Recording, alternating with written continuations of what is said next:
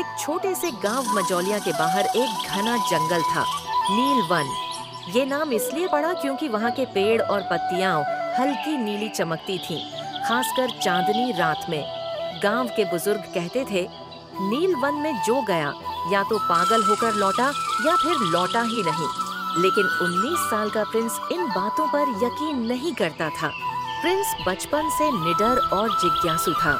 एक दिन उसके दोस्तों ने मजाक में कह दिया, प्रिंस, अगर तू इतना ही बहादुर है तो एक रात नील वन में काट के दिखाओ।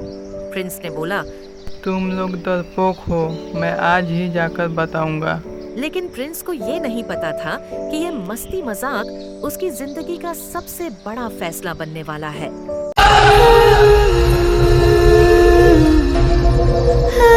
प्रिंस हाथ में मशाल लिए जंगल में घुसा। शुरू में सब सामान्य लग रहा था, पत्तों की सरसराहट, झिंगुरों की आवाज। लेकिन आधे घंटे बाद सब कुछ बदल गया। मशाल की लौ हिलने लगी, जैसे कोई सांस ले रहा। लेकिन प्रिंस को ये नहीं पता था कि ये मस्ती मजाक उसकी जिंदगी का सबसे बड़ा फैसला बनने वाला है। पीछे से आवाज आई, प्रिंस इधर आओ प्रिंस। प्रिंस डर गया। उसने पलट कर देखा, कोई नहीं था। एकाएक बारिश शुरू हो गई, पर पानी नहीं, वो नीली बूंदें थीं, जो शरीर पर गिरते ही ठंडी नहीं बल्कि जलन देती थीं। प्रिंस भागने लगा, पर उसके पैर जैसे जमीन से चिपकने लगे थे। तभी पेड़ों के बीच से एक बूढ़ी औरत निकली, आंखें सफेद, हाथ में झाड़ू, चेहरा डरावना। उसकी आवाज गूंजी, तू क्यों आया यहाँ पे? मैं यहाँ सब देखना चाहता हूँ। जो तुम देखना चाहता है उसे दिखाया जाएगा। प्रिंस को अजीब चक्कर आने लगे और जब होश आया तो वो एक पुराने गांव में था। पर ये तो उसके मझौलिया गांव जैसा ही था, बस 100 साल पुराना। लोग घूम रहे थे और सबके चेहरे उदास थे। उसने एक आदमी से पूछा, चाचा, ये कौन सी जगह है? ये वही जगह है जहाँ नीलवन बना था, पर तब से इसे आशा वन कहते हैं। प्रिंस ने पूछा, फिर उसके बाद क्या हुआ? एक मंदिर के पीछे एक दीवार पर चित्र बने थे। एक सुंदर युवती जंगल की देवी मानी जाती थी, लेकिन गांव वालों ने उस पर जादू टोना करने का झूठा आरोप लगाया और उसे जिंदा जला दिया। मरते समय उसने श्राप दिया, जिस जंगल ने मुझे पाला वो अब किसी को नहीं छोड़ेगा। जो मुझे समझेगा वो ही मुझे मुक्त कर सकेगा। फिर वो औरत आई थी जिसने जंगल को बदल दिया। प्रिंस कांप गया और सोचा, क्या वो वही औरत थी? जैसे ही उसने श्राप की कहानी समझी, वो वापस नील वन में आ गया।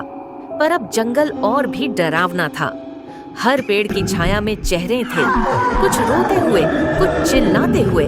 प्रिंस डर गया और बोलते हुए भागा, मुझे यहाँ से कोई बाहर निकालो। पर हर दिशा एक ही जगह लौटती। तभी उसे एक लड़की की आवाज सुनाई दी, तू हमें समझता है?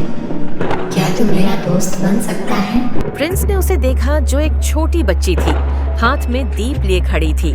उसने प्रिंस से कहा, मुझे सब नीला दीप कहते हैं। मैं वही आत्मा हूँ जिसे जला दिया गया, पर मैं बदला नहीं, मुक्ति चाहती हूँ। और कैसे? हमें क्या करना होगा जिससे तुम्हें मुक्ति मिलेगी? मुझे वो मंदिर दिखाओ जहाँ मेरी सच्चाई छिपी है। प्रिंस ने बच्ची के साथ जंगल के बीच बने टूटे मंदिर तक पहुंचा। जैसे ही बच्ची ने वहां दीप जलाया, सारा जंगल नीले से रंगीन हो गया।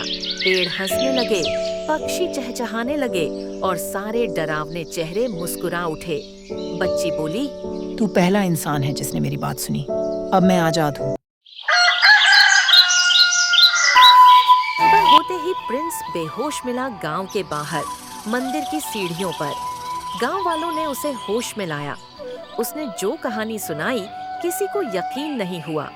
लेकिन एक अजीब बात हुई। उसी दिन से नील वन के पेड़ों की नीली चमक गायब हो गई। जंगल अब डरावना नहीं बल्कि शांत और सुंदर हो गया। प्रिंस ने अपनी कहानी एक किताब में लिखी, नील वन की परछाई। वो वायरल हो गई। लोगों ने उस जंगल को फिर से देखना शुरू किया, पर अब वहाँ कोई डर नहीं था।